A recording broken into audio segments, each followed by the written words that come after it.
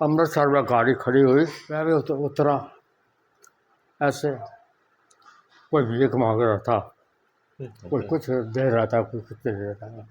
मैंने भी आगे हाथ रखा, दो नहीं मिली हमको। गाड़ी में बैठा, मैंने वहाँ से कहा गया दो नहीं नहीं मिली है। जिस बच्चे को 9 महीने तक पेट में रखा हो, अचानक से वहीं पर छोड़ना पड़ जाए जहाँ वो पैदा हुई थी, कैसे हालात रहे होंगे वो?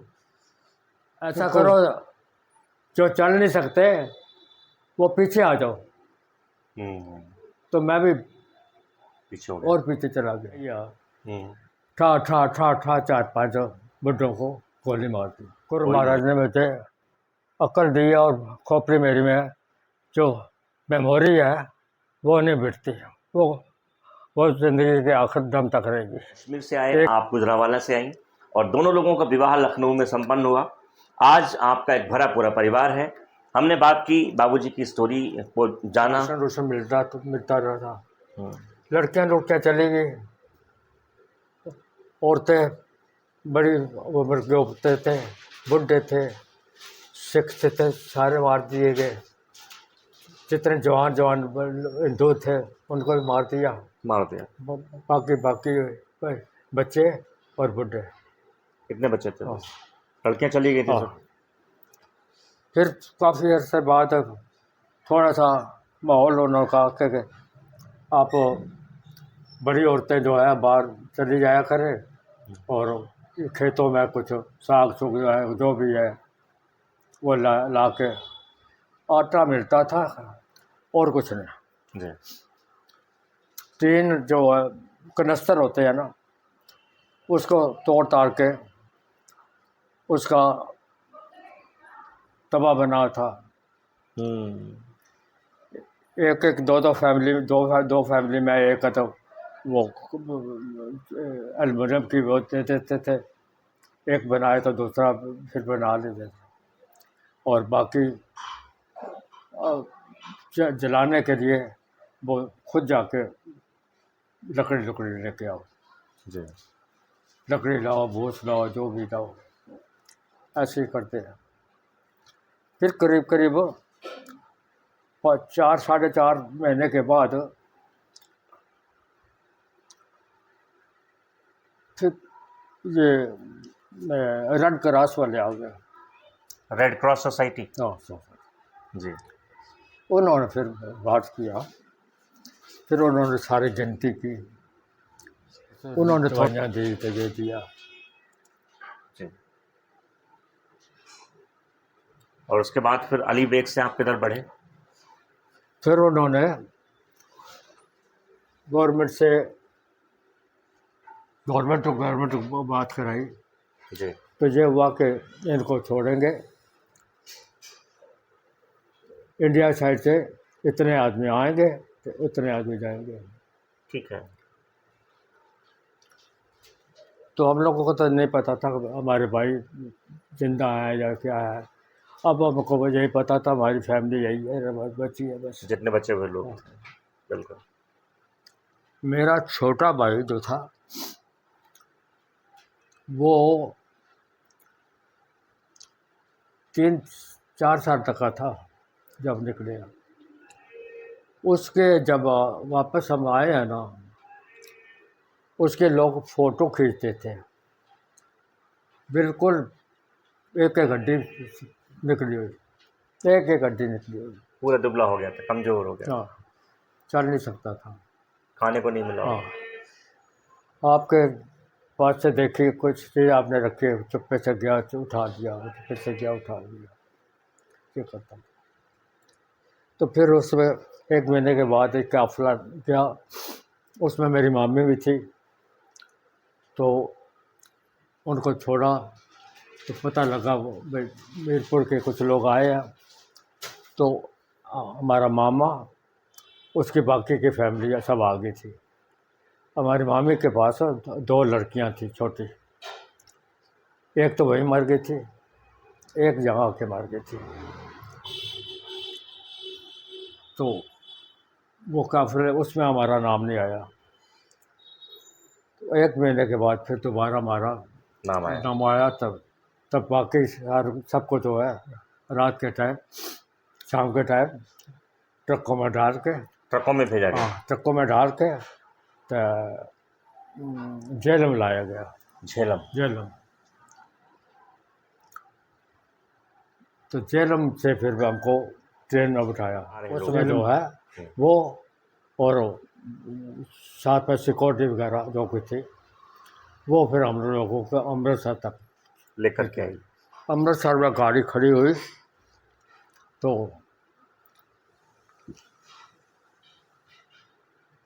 मैं भी उतरा। ऐसे कोई भीख मांग रहा था, कोई कुछ दे रहा था, कोई कुछ दे रहा था। मैंने भी आगे हाथ रखा, ओहो। दवानी मिली हमको। ओहो, किसी ने दे दी होगी। हाँ। हाँ। फिर गाड़ी में बैठा, मैंने वहाँ से कहा गया दवानी लेके दवानी आया। मिली है। उसने दवानी मेरे को छीन के बाहर करती। भीख के पैसे हम नहीं लोग चाहिए। भी कभी भिखारी थोड़ी है। सही बात। फिर वो गाड़ी हमको कुरुक्षेत्र, हरियाणा। हरियाणा, तब जी। तो पंजाबी था। जी। कुरुक्षेत्र कैंप था। कैंप लगा हुआ हाँ। था वहाँ पे। पंजाब के भी शरणार्थी तो ये भी शरणार्थी। सब वहीं जा रहे थे। हाँ। और फिर जम्मू से पता लग गया लोगों को कि कुछ या वहाँ से भी कि कुछ लोग वहाँ से आए हैं, मीरपुर के आए हुए हैं। तो मेरे भाई जो थे दो, मेरा मामा जो था अपने बच्चों के साथ आया हुआ था ना, जी। तो उन्होंने कहा पहले जम्मू गए, फिर वो लोग लुधियाने आए, अमृतसर आए, वो लुधियाने आए। उन्होंने कहा यहाँ नहीं रुकना, यहाँ नहीं रुकना। और कहाँ चले? और वो कहने लगे वो फैज़ाबाद चलेंगे। फैज़ाबाद। हाँ, फैज़ाबाद वहाँ रुकेंगे जाके। गाड़ियाँ फ्री होती थी, गाड़ियाँ फ्री होती थी। बैठ के आ गए। बैठ के आ गए तो गाड़ी लखनऊ से जाती है, यहाँ तक पता लगा आधा घंटा से रुकती है गाड़ी। तो मामा ने कहा कि आधा घंटा रुकती है, चलो बाहर देखें कैसा शहर है लखनऊ। लखनऊ। जी। तो बाहर स्टेशन के बाहर आए तो बाहर कैंप भी लगा हुआ था, टेम्परेरी शरणार्थियों के लिए। हाँ, शरणार्थियों का। तो वो देखा हाथ देखा तो कह लगा नहीं बच्चों रुको, यहीं रुकेंगे। ओहो। फैज़ाबाद के लिए निकले थे। हाँ। बस गाड़ी लेट थी आधा घंटा, इसी में स्टेशन पे उतरना होता है और ज़िंदगी भर के लिए इसी शहर में रह जाएंगे, किसी को नहीं पता था। मेरे दो भाई थे, वो फिर साथ ही रहते थे। जी। फिर उन्होंने किसी ने कहा कि आप कैंप में नाम अपना लिखाओ। उन लोगों को फिर नाम लिखाए। नाम लिखाने के बाद दूसरे दिन उनको कहा कि आप ताल कटोरा चले जाइए। ताल कटोरा मेन कैंप लगा था। जी। जाइए, बैटरी रेडीमेड एवर रेडी, हाँ एवर रेडी होता था। जी। बाद में एवर रेडी पड़ता था जी। तो वो खाली था। तो वहाँ पर एक टेंट मिला जी उन लोगों को। तो जब उन लोगों को पता लगा कि हम लोग वहाँ पर है, तो मेरा बड़ा भाई जो है फिर वो वहाँ आया तो हमारा टेम्परेरी नाम लिखा था, एक कार्ड बना के दे दिया। तो वो कह रहा नहीं हम लोग वही चलेंगे, लखनऊ चलेंगे। जब आपकी ट्रेन अमृतसर पहुंची तो वहाँ पर खाने पीने के इंतज़ाम कुछ मिले आपको? कुछ नहीं। आपने लोगों को मरते हुए देखा, कत्लेआम होते हुए, गोली चलती हुई? कत्लेआम तो हमने देखा ना, जब हमको गांव से पहली दफ़ा बाहर निकाल के लाए, जहाँ पर हमने पानी पिया। जी। तो आगे थोड़ी सी चढ़ाई थी, ठीक है। चढ़ाई थी तो कुछ बूढ़े आदमी पीछे रह गए, समझे। जी, थोड़ा मैं भी पीछे था, ठीक है। क्योंकि मैंने लड़की उठाई थी, थका हुआ था। तो उसने कहा कि भाई ऐसा करो, जो चल नहीं सकते वो पीछे आ जाओ। तो मैं भी पीछे हो गया। और पीछे चला गया। बस इतना ही मैंने कहा, इतना ही मैं वहाँ तक ही गया। ठा ठा ठा ठा 4-5 बुड्ढों को गोली मार दी। कोई नहीं। मैं भाग के अंदर आगे गया तो बीचों बीच में खड़ा हो गया।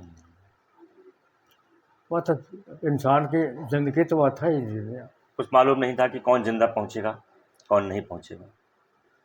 सच कह रहे हैं।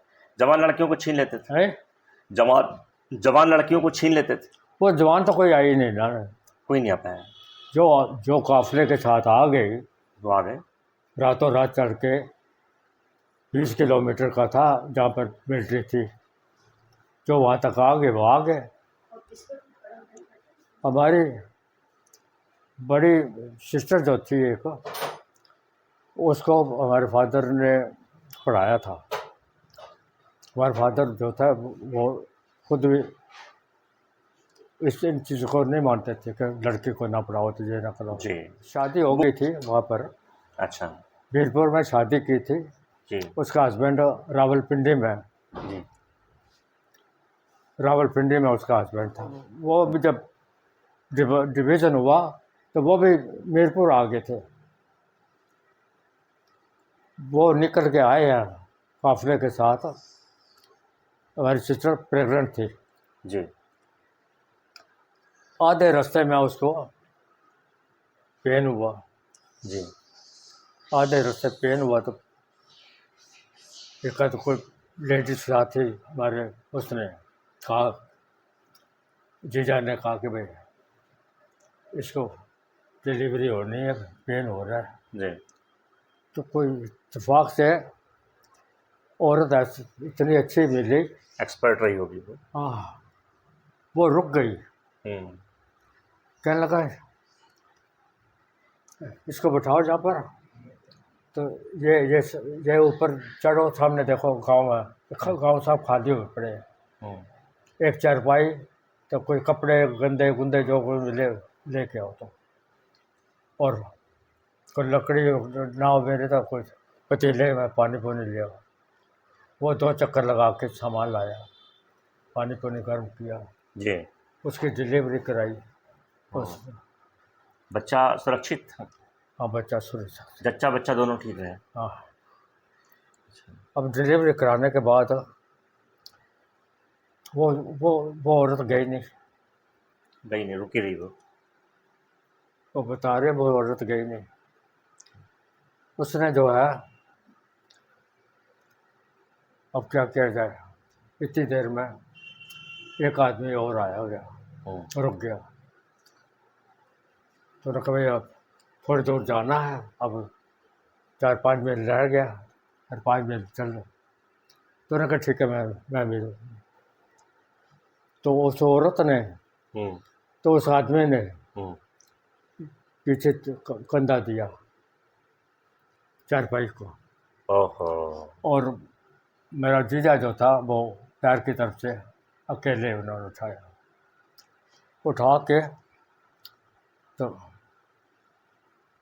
10 कदम भी नहीं चले होंगे तो मेरी बहन ने कहा कि नहीं उतारो, नीचे उतारो। खर उतारा। उन्होंने कहा इस लड़की को यहीं डाल दो, जो बच्चे पैदा हुई थी। हाँ, इसको लड़की को यहीं डाल दो। नहीं संभाल पाते, मैं भी नहीं संभाल पाऊंगे, मेरा भी नहीं पता। वो बहुत जिद की तो लड़की को वहाँ किनारे डाल दिया, वहीं छोड़ दिया। हाँ। Oh my God. जिस बच्चे को 9 महीने तक पेट में रखा हो, अचानक से वहीं पर छोड़ना पड़ जाए जहाँ वो पैदा हुई थी, कैसे हालात रहे होंगे वो। 10-15 कदम आगे गए होंगे जी। तो मेरे जीजा ने पीछे आवाज़ दी, माता ज़रा 1 मिनट नीचे करो जी। चारपाई। जी। नीचे हमारा जीजा दौड़ के गया, उसको ले आया, बच्ची को उठा लाया। वो डाल दिया तो कहा उठाओ अब। हम्म, फिर एक और आदमी मिल गया, हम्म, तो 4 आदमी हो गए। फिर एक आदमी और मिल गया तो बुढ़िया को आराम दिया। तो वहाँ पर जैसे ही कैंप में वो जहाँ पर मिलिट्री थी कैंप में पहुँचे जी। तो पता लगा डिलीवरी हुई है। तो उन्होंने कहा कि मेजर सबको बोलो। तो मेजर आया तो उन्होंने कहा इनको अंदर उस हॉस्पिटल में ले जाओ जी। और डॉक्टर को दिखाओ। बच्ची आ गई थी वापस साथ में फिर? हाँ, oh my god. I C S का शादी भी की थी, सब बहुत किया था। शादी यहीं लखनऊ से हाँ। हुई? ये सामने गारोनी का बना था, ये आहा, सामने वाला अच्छा उन्होंने बनाया था। अच्छा। जीजा भी नौकरी करते थे हम्म। और हमारी फिर बहनें भी। अभी वो बच्ची है? अभी है, जिंदा तो है, जी। मगर लाखों रुपया लगा के उसने शादी शुदी की, घर अच्छा नहीं मिला। घर अच्छा नहीं, अब वो कंगाल हो गई बस। कंगाल हो। कहाँ पे है, किस जगह पे, किस शहर में? यही रहती है, उसके भी बच्चे हो गए हैं, बच्चे उसके बच्चे जो की शादी शुदी की, वो भी साले ऐसे ही हो गए। अच्छे नहीं निकले वो। बाबूजी, बड़ी इंटरेस्टिंग कहानी आपकी रही, दर्दनाक, और कितना कुछ आपने झेला, और वो सब चीज़ें आप देख दाख के यहाँ लखनऊ तक पहुँचे, बड़ी बात है ये। और वो दौर याद करके आंसू आ जाते हैं। पाकिस्तान वाले घर की याद तो आती होगी बाबूजी? मुझे अपने शहर का जो है आधा हिस्सा तक मैं जाता था। जी। वो आज भी याद है? रक्षा, एक एक रक्षा। कोई दोस्त थे वहाँ पे? तालाब है, तालाब में हम लोग छलांगे मारते थे ऊपर से, हालांकि छोटा था। कोई दोस्त थे आपके, मेरा नाम याद है किसी के? दोस्त, एक दोस्त ही था जिसने मेरे बाल काटे थे, मैं उसको पहचान नहीं पाया था। आपने बाल कटा दिए थे? हाँ, और मेरी नानी उससे जैसे मैं आया हूँ तो उसको बुला के पता कर लगा, उसको पता था तो मुझे खंडर में ले गई थी। अच्छा। मुझे क्या पता, पकड़ इतनी देर में उसको बुलाया था, उसको मेरी पगड़ी ने उतारी कहने जल्दी कर इससे, तो बाल काट के तो दबा दिया। वो दोस्त कौन था, हिंदू था कि मुसलमान था? हैं? मुसलमान था कि हिंदू था बाल काटने वाला दोस्त? वो तो मेरा दोस्त भी सिख ही था। सिख ही था? हाँ, उसने भी काट दिए थे अपने। उसने काट दिए थे? हाँ, क्योंकि सिख को तो बच्चे को भी नहीं छोड़ते थे ना। सिखों को ढूंढ ढूंढ के मारते थे।